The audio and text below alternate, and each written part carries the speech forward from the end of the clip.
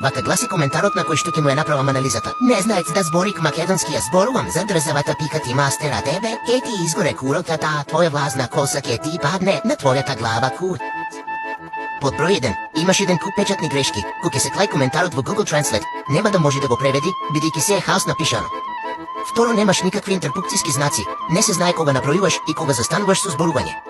Трето, мешаш лица, мене ми се обреќаш, а викаш зборувам, значи не знаеш што е прво, второ и трето лице. Под број 4, викаш, даваш исказ. Каква е твојата реченица? Ни точка, ни извичник, ни прашалник. Кузни шо сака авторот да кажи. Ни самиот не може да се разбери, па камоли друг. Петто, спомнуваш мастер. Каков мастер бе дете, чупеш од чудо и да си. Мастер студии или мастер термин за во музичка продукција. Често, куро меја не ми гори, ај да ми гори, има народен лек, ке го бецнам во јогур и ке помине. Ако падне влажната коса на мојата гла, јас пак ке си имам коса. Многу спомнуваш кога изгледа си желен или желна за тоа. Да се навратам на првиот дел, велиш дека не знам македонски да зборам, а ти очигледно е дека појма немаш да пишеш. Исто немаш одвојување на зборови. Заклучок.